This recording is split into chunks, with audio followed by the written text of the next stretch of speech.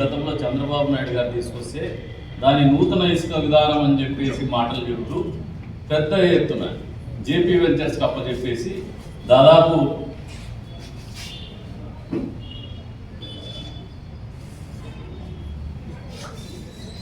కొన్ని వేల కోట్ల రూపాయలు లూటీ చేసినారు.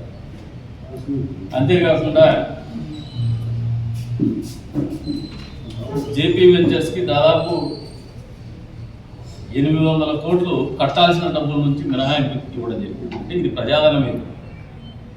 ఇకపోతే అమిగోస్, మన జిల్లాలో అమిగోస్ పాపం పెద్దిరెడ్డి రామచంద్రారెడ్డి గారి కంపెనీ అది ఎందుకు వచ్చిందో, ఎందుకు పుట్టుకొచ్చిందో, ఎందుకు వసూలు చేసిందో నెల నెల దాదాపు ఈ జిల్లా నుంచి 12 కోట్ల రూపాయలు పెద్దిరెడ్డి రామచంద్రారెడ్డి గారికి దానికి రెట్టింపు అమిగోస్ కలెక్ట్ చేసింది. ఈ డబ్బు ఎందుకు కలెక్ట్ చేసింది, ప్రభుత్వానికి పోయిందా లేదా ఇంతవరకు లెక్కలు తెలియదు. ఇంత పెద్ద ఎత్తున ఈ రాష్ట్రంలో దోపిడీ జరిగినటువంటి పరిస్థితుల్ని, వాస్తవ పరిస్థితుల్ని ప్రజలకు తెలిపేటువంటి భాగంలోనే శ్వేతపత్రాలు విడుదల చేయడం జరుగుతోంది. ఖచ్చితంగా ఈ దోపిడీకి ఎవరైతే పాల్పడినారో వీళ్ళందరినీ కూడా చట్ట ప్రకారంగా ఈ ప్రభుత్వము, ఈ కూటమి ప్రభుత్వము చర్యలు తీసుకోబోతోంది. ఎక్కడ కూడా వెనకాడం, ప్రతి నయా పైసా కూడా ప్రభుత్వ ఖజానాకు చెల్లించేటువంటి కార్యక్రమం కూడా చేస్తామని చెప్పేసి కూడా ఈ సందర్భంగా తెలియజేస్తున్నాము.